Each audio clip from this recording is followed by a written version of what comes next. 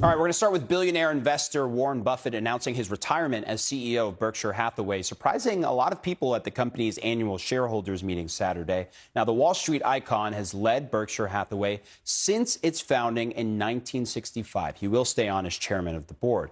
Now, Buffett said when he steps down at the end of the year, the company's vice chairman, Greg Abel, would take over pending board approval. Buffett designated him as his successor several years ago. Now, just before Buffett announced his retirement, he finally shared his thoughts about Trump's tariffs. Buffett called America's trade war, quote, a big mistake. Trade should not be a weapon. I do think that the more prosperous the rest of the world becomes, it won't be at our expense. The more prosperous we'll become, and the safer we'll feel, and your children will feel someday. Now, Buffett's comments come as a new round of tariffs took effect Saturday. The tariff on imported car parts will hit the U.S. auto industry hard because all American car manufacturers import at least some parts to build their cars. And experts say the tariffs could add around $4,000 to the cost of any vehicle. CNN's Julia Vargas Jones is at the Port of Los Angeles with the latest.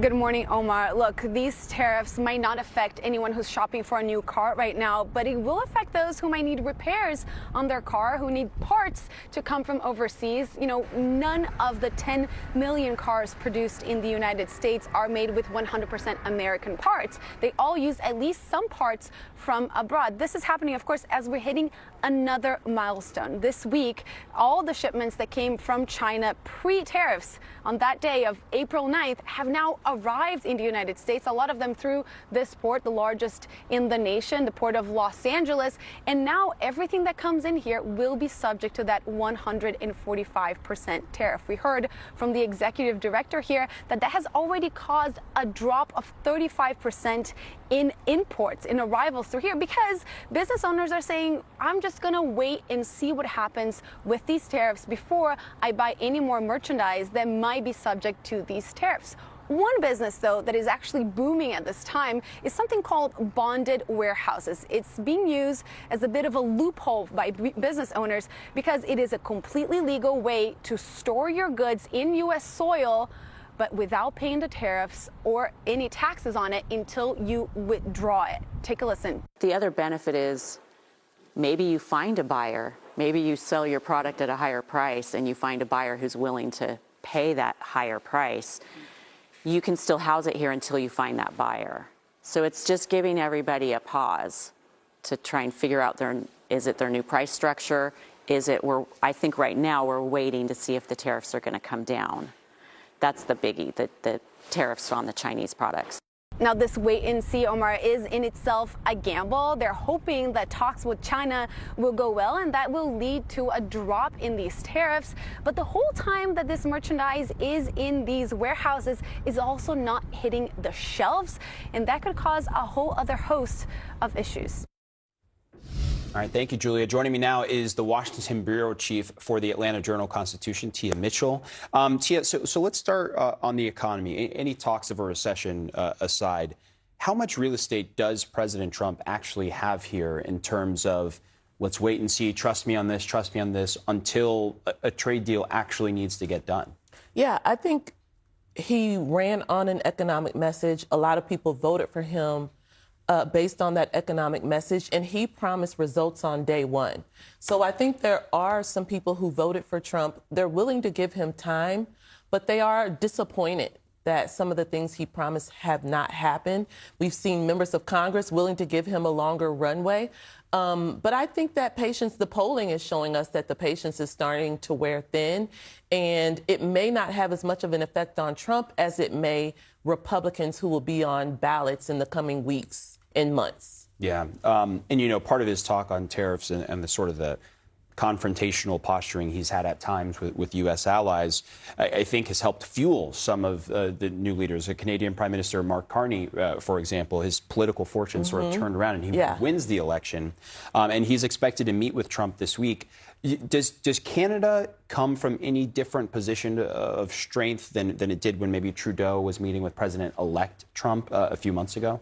I think Prime Minister Carney comes in with strength because he kind of has a mandate of his own, so to speak, based on the election last week.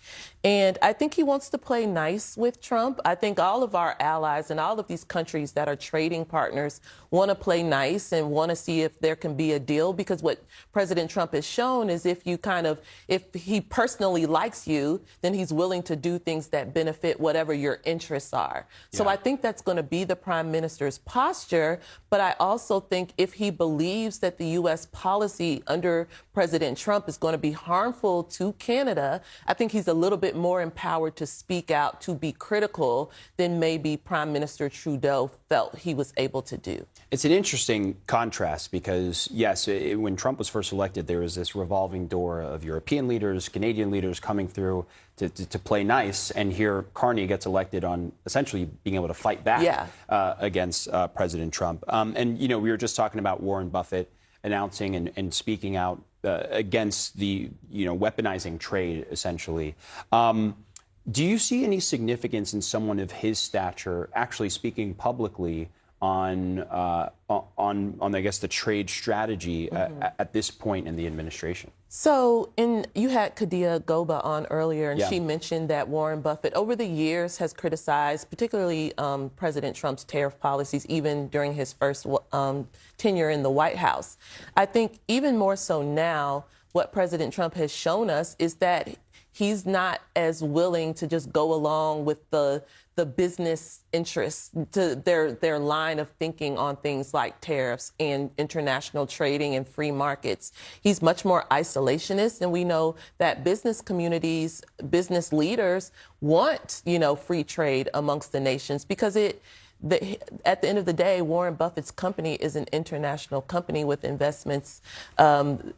Even if they're not investing outside of the U.S., they have, the supply chain and all of that. So I think President Trump is just not as worried about angering the business community, the business lobby, the Chamber of Commerce types. He's just moving forward with, I want to say a tariff policy, but it's been a little bit inconsistent, but still moving forward with what he thinks he should do, not necessarily listen to these other folks. Yeah, and his relationship, I think, too, with Congress is interesting, because he has a slight Republican majority in the House. He has a majority in the Senate, but as you mentioned, some of these, or a lot of these folks, will be up for re-election, or potentially re-election, in just a few months' time, when the campaigning will really begin. We just sort of got a hint of his budget blueprint, the recommendations he makes to Congress, but I think it does speak to where his interests are. Are there any, clash points you see sort of in what we've seen from the president so far, and in what Congress would need to actually implement in terms of a budget? So right now, Republican leaders, as you mentioned, control both chambers, and they've indicated that they support President Trump's agenda. They want to help him implement it. As we know, they're right now trying to come together with the details of the reconciliation package. That would be the first step in carrying out a lot of the reductions in non-defense spending that Trump outlined in his budget blueprint. The concern, though, or their issue that they're facing, is that there are enough Republicans who are either in swing districts or represent rural areas and are concerned about the impacts of some of these cuts, that it's going to be really hard to get the majority that they need. Even with Republicans alone, they're losing members. Every day you'll hear a member saying, well, I can't support this or I can't support that. And so they're having a hard time figuring out what they can put on the table that can get all the votes that they need. And that's the issue, because it's easy to say, let's reduce government spending, let's reduce non-defense spending. But when you get into the details, there are a lot that different members are going to quibble with. Yeah, and a lot that people will say, well, wait, why is this program cut? Because this program impacts my district specifically. I think we saw that from Susan Collins. She was one of the people that spoke out on that. Tia Mitchell, thank you for being here. Thank you. Bloomberg White House correspondent Akela Gardner and Politico White House reporter Jake Traylor, both joining us now. Guys, thanks for being here on this Sunday evening. Jake, this is I'm going back now to Warren Buffett, one of the titans of business, maybe as one person said, the GOAT of being a titan of business, weighing in on President Trump's policies. We know President Trump has pitched himself to the American people as a businessman, but we have someone like Warren Buffett saying what he said today on the same day that we're hearing the president acknowledge that or kind of at least shrug off the possibility of a recession. How significant is it that we're having all of this happen today? Yeah, we're seeing Warren Buffett, arguably one of the most, if not the most influential figure on Wall Street, and has been for decades, sign off from his career and at the same time finally weighing in on these tariffs that have kind of plagued the country over the past couple of months now. I've spoken with dozens of Wall Street individuals who have expressed very similar sentiments to what Buffett shared today. I think if anything, we saw Buffett fall in line with what many are saying on Wall Street. And I know we played some of the sound earlier at the top of the show, but Buffett saying that we should do what we do best, and they, being the other countries, should do what they do best. I think that right there, in reference to trade and the importance of trade, sort of encapsulates what we've heard from folks on Wall Street, from consumers across the markets. And as you said, we're seeing this play out in real time. A couple of days ago, tariffs for fast fashion are hitting. Now car parts entering the United States. Those tariffs coming into full force. Trump in an interview airing tomorrow, fully dismissing some of the growing concerns around some of these economic policies. So Buffett is perhaps the most powerful voice here when it comes to voices on Wall Street and on financial markets. And the question now is, with this added weight on Donald Trump's back as consumer tension continues to rise, does this impact the way that he treats some of these countries, some of these tariffs that he's implied? Yeah, and Kayla, I think we are looking to see kind of what is his pain threshold on all of this. On Friday, we had a better than expected jobs report. We know that the stocks have bounced back to kind of where they were before April 2nd. So there are a couple of good pieces of economic data that they got yesterday. At the same time, as Jake notes, like there are all these other undercurrents. And so how would you say they're dealing with that, kind of taking all of that in? Does it embolden them to keep pressing forward, or are they listening and watching externally to these concerns that Wall Street, but also a lot of Americans have? I mean, speaking of economic data, we had the U.S. growth retracting for the first time in years. And that was a huge signal, I think, to Wall Street and broadly, and also to the White House, how this economy is really impacted by these really massive and aggressive tariffs campaign that we've seen the president enable. And something that was interesting about Buffett's comments is he was really critical of almost the protectionist or isolationist attitude that Trump is going about this with that America first mindset. And that has really caused a lot of countries to have tensions with the United States. And yet we're still seeing the White House prioritize relationships with what they call important trading partners like India, South Korea, Japan. And so those are some of the deals that we're watching really closely to potentially come to fruition. But I think the question is, what direction will the president ultimately go? Will he rely on people like Peter Navarro, who are the staunchest supporters of tariffs, or will he side with more people like Besson and even Elon Musk, who's been very critical of these tariffs, and folks, frankly, who want to see the economy thrive and are really concerned about how this could impact everyday business owners and American consumers? Jake, the administration has been teasing out deals or a deal coming soon. The Treasury Secretary suggesting that perhaps that deal could be with India, saying to watch this space. What are you hearing in terms of a deal transpiring, but also just how critical? I mean, obviously, if you're talking to somebody like Scott Bessent, he understands what a deal would do for the economy, but also more broadly, the president and his full administration. Yeah, so I'll tell you a couple key things that I've been focused on. One is, and speaking with White House administration officials, they're very aware right now of how important and crucial a coming deal, how much that would benefit their administration, how much that would immediately benefit the U.S. economy when there has been any resistance or rather taking aback of some of these tariffs. We've seen an immediate boost in the economy over the past couple of weeks. And so the Trump administration and the folks that I speak with, they're aware that a deal of this size, of course a deal with India, of course a deal with China and some of these largest economic proponents, would ultimately be something that they're seeking very heavily.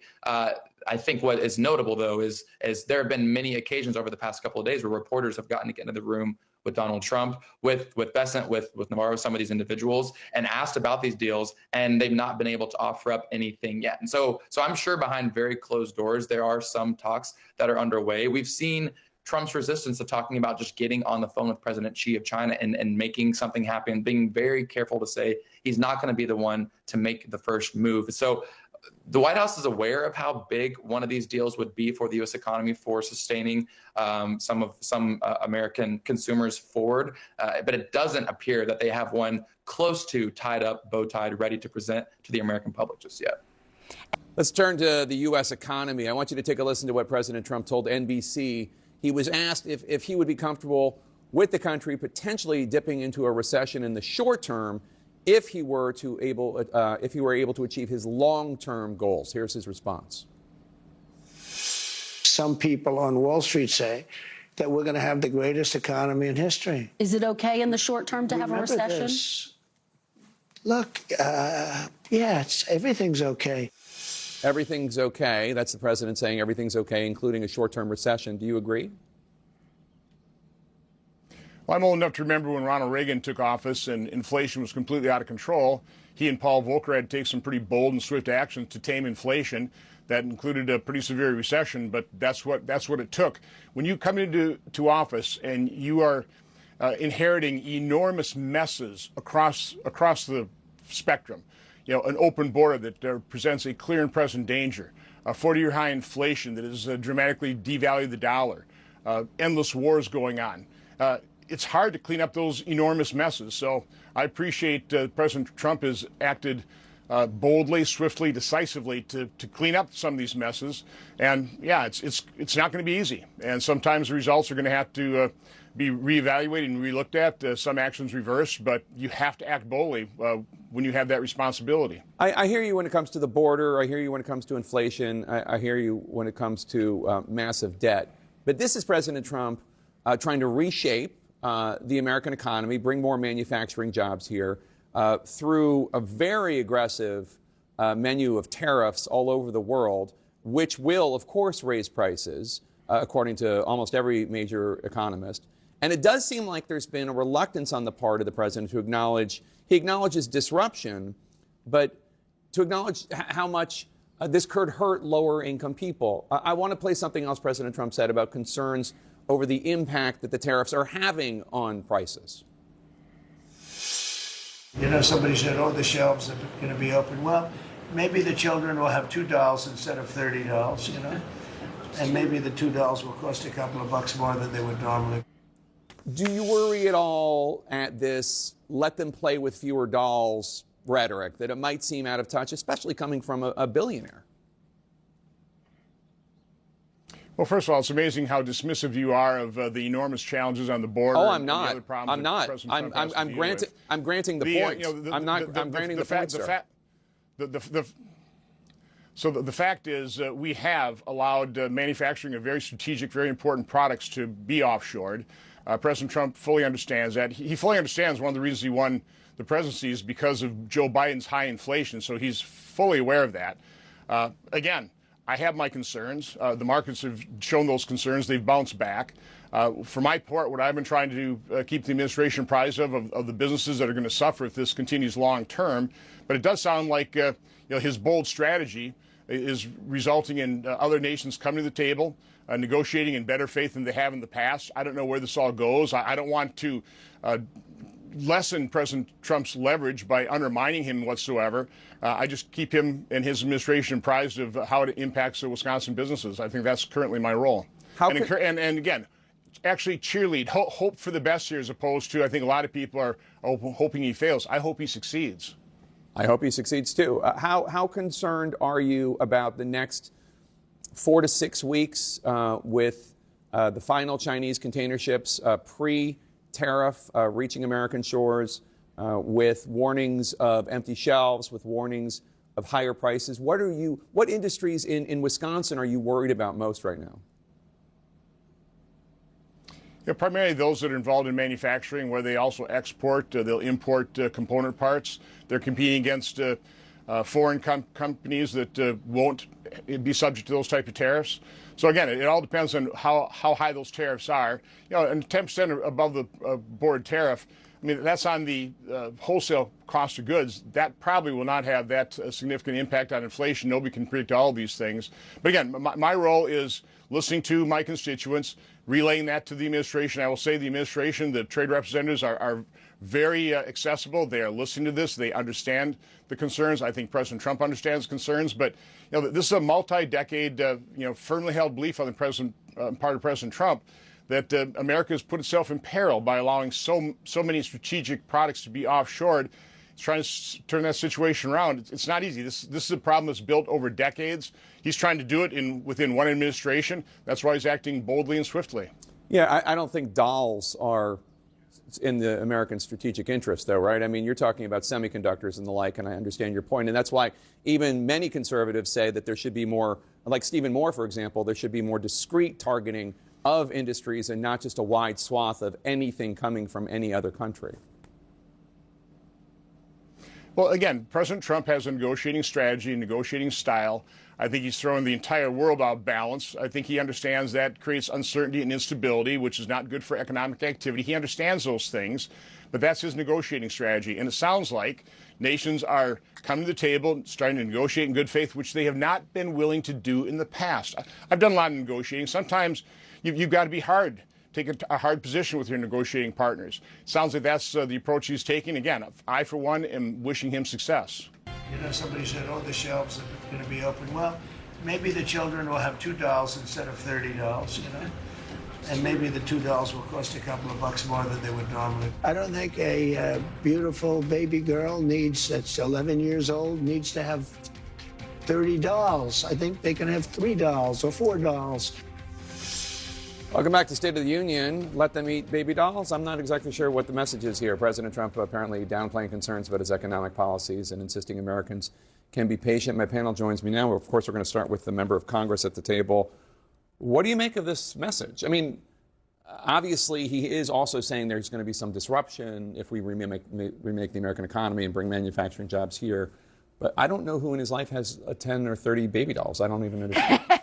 Well, gender stereotyping aside and the ridiculousness of that, I don't think that the American public is cool with, ruining Christmas, full stop. And as a person who came from industry before, the manufacturing industry, you can't fix supply chains in 3 months. It takes, in some cases, years and years. And people have put in orders for things like baby dolls months and months ago. They're possibly on the water right now if they even got off the shore, out of China because of the tariff threats. And so what's happening is we're seeing an enormous threat, I guess, to the fact that everything on the shelves, consumer products, will no longer be there because vendors are scared, because consumers are scared, because it's just going to end up being kind of a disaster.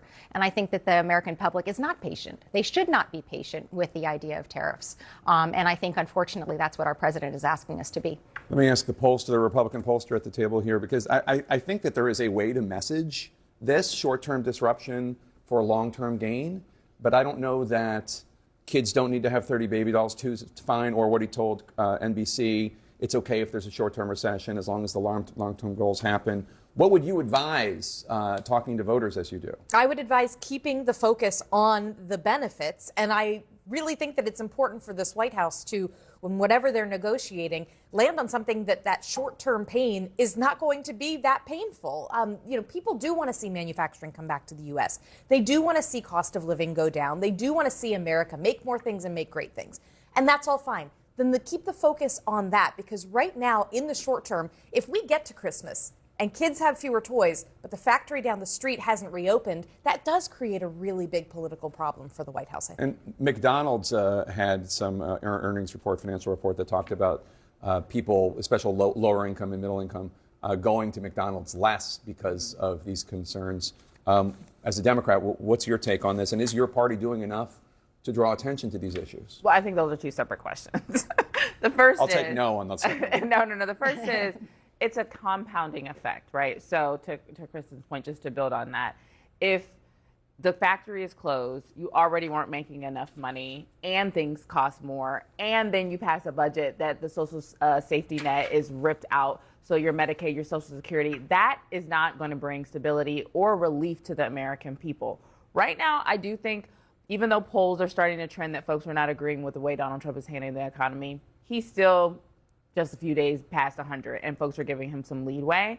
But come Christmas, even come August, on the other side of the 4th of July, Americans, especially if it takes longer for things to arrive and they're more expensive, people just are not going to be excited about that. And it's going to start to affect folks in the midterm. Now, whether Democrats are doing enough about this, here's what I would just say. It's not enough to say this is bad, this is bad, this is bad.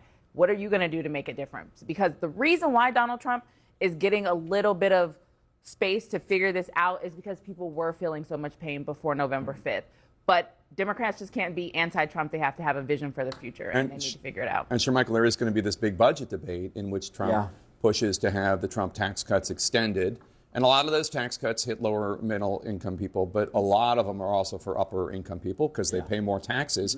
There's going to be an easy way for Democrats to say, you're continuing to cut taxes for the wealthy while the prices are going up and hurting the lower and middle income people. Well, look, I think legislatively I'd probably shift the focus to working class people. The president really saw a realignment. So you would get rid of the tax cut extension? I wouldn't say I would get rid of it. I would probably do more, though, Jake, to prioritize working class people. What we've seen with the Republican Party in the most recent election was that there's a drastic shift of working class, blue collar people who voted Republican. That's really unprecedented. And so I think if that is going to become a cemented base of the party, you really have to prioritize these people. Now the president has some benefit here. You look at the stock market. You saw the rally Friday. All of the losses that we saw from April 2nd, the quote-unquote Liberation Day, have indeed recovered.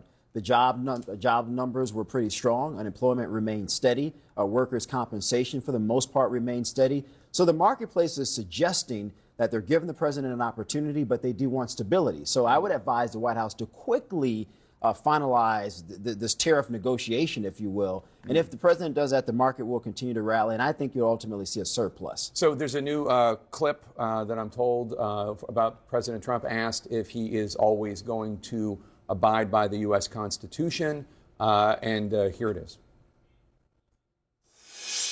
Your Secretary of State says everyone who's here, citizens and non-citizens, deserve due process. Do you agree, Mr. President? I don't know. I'm not a lawyer. I don't know. Don't you need to uphold the Constitution of the United States as president? I don't know. I have to respond by saying again, I have brilliant lawyers that work for me, and they are going to obviously follow what the Supreme Court said. I mean, some of the backstory here is that President Trump's invocation of the Alien Enemies Act was an effort paused right now by a Trump-appointed judge to get around some of the due process obligations when it comes to deporting undocumented immigrants in this country.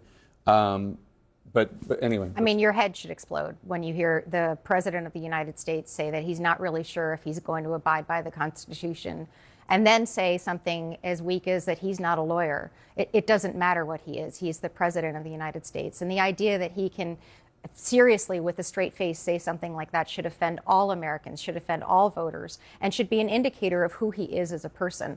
And I think one of the things we were talking about earlier was sort of a legislative responsibility. The reality is right now it's not just the president who's behaving as though the Constitution doesn't matter. So is the legislature. We every week after week, are passing less than 5 or 6 bills, and they're ridiculous bills that mean nothing. We have so far had 5 laws come into being as a result of the last 100 days. We are anemic as a legislative body, and we refuse to actually do our constitutional job, which is to do the things like tariff policy. Instead of doing that, my Republican colleagues have literally voted on the ability to not vote on tariffs.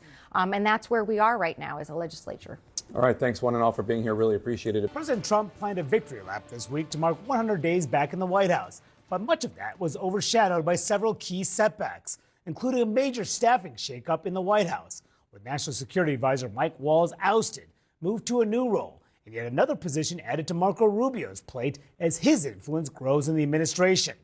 Then there were the major legal roadblocks. A Trump-appointed judge ruled that the president unlawfully invoked the 1798 Alien Enemies Act to quickly deport migrants whom the White House alleges are gang members. And another judge permanently blocked his order to punish a law firm that represented Hillary Clinton. And this morning, fears of a recession as new auto tariffs kick in amid new news that the economy contracted in the first quarter. So let's break this all down with an excellent panel this morning. Politico's Dasha Burns, Zolan Cano-Youngs of the New York Times, and Anna Palmer of Punchbowl News. Good morning, you all. Thank you for being here. Let's talk about this big news of the morning, which is this auto tariffs that are kicking in about 25% import tax on most auto parts coming into the United States. It could average, according to CNN analyses, about $4,000 per vehicle, and that's not the only tariff about to kick in. Others, certain packages that are under $800 are now subject to U.S. tariffs. Also, many Chinese goods, Americans could soon feel the impact. Dasha, you cover the White House. We've been hearing time and again there's going to be a deal. There are going to be these trade deals. Yeah. They have not come out yet. What is happening behind the scenes? Yeah, I mean, we heard from Peter Navarro that they could do 90 deals in 90 days, and we haven't seen one yet. Behind the scenes, they are working on this. They've got Secretary Scott Bessent as the driving force here, which has been a relief to a lot of folks on Wall Street. They see him as an adult in the room. He has a lot of street cred on Wall Street. But they need to get a deal done, because that is what so many of these, both voters and Wall Street and the stock market is waiting for.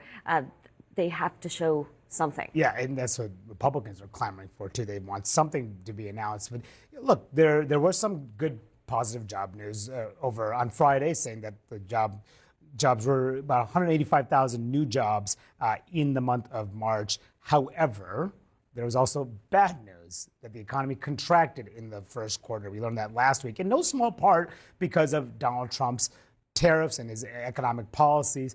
Another quarter, that means that we're in a recession if we see the economy contract again. So is Trump concerned about a recession? Well, he was asked about that in an interview airing this morning. There are many people on Wall Street say this is going to be the greatest windfall ever happened. And that's my question. Remember the this. long term. Yeah. Is it okay in the short term to have a Remember recession? this. Look, everything's okay. What we are, I said, this is a transition period. I think we're going to do fantastically. So, not concerned about a short-term recession. We also have to remember that the economy, in many ways, is what got Donald Trump elected. This was a primary issue for voters. You square comments like that in that interview, as well as another interview he did with ABC News, almost indicating, actually, people did vote for me and trust me with this issue. Put that up against his comments during the campaign that he would bring down prices on day one in coming into office. He set high expectations for immediate change on this issue, and now it comes as there's a lot of anxiety and economic frustration forthcoming with these tariffs as well. You're going to continue to see the president and his top aides try to reset expectations here for voters coming. But if consumer prices continue to go up, I mean, that could lead to real backlash And that against the White House. Resetting is happening a little bit too late. I mean, one of the things that I heard from his advisors is they were trying to get him to lower those expectations a little bit sooner, to explain to his voters what they're trying to do, that there might be some short-term pain. They're starting to use that language now, but that is not how he messages, either on the campaign trail or in the Oval. Yeah, they didn't make it on the bumper sticker, short-term pain. But just maybe in a few years, things will be great. Well, and he's still trying now to say that this is actually Joe Biden's economy, right? I mean, that is not. At what point is it his? Right. I mean, at what point does he own it? And I think when you and I speak to Hill Republicans, they're very concerned about what is happening here. If there's another quarter where the country GDP contracts,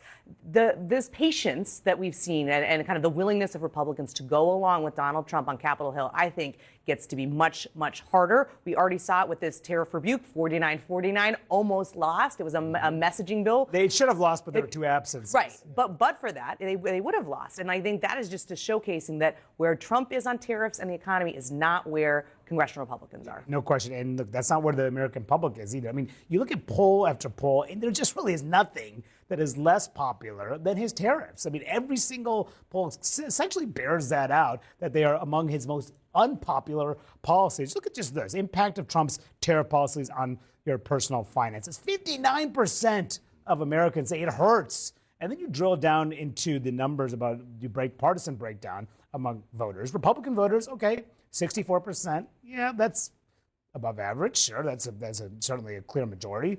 But independents, which of course independents determine elections. 58% of independents have a bad opinion of Trump's tariff policy. Yeah, those numbers are not good, and not certainly what they wanted to be talking about around 1 days. You've heard them try to to push on the immigration message. I mean, one of the things Trump did say on the campaign trail, and he said after, he felt like immigration was even more important than the economy. So they're trying to keep the conversation focused there, trying to keep Democrats talking about that as well, which they've had some success with.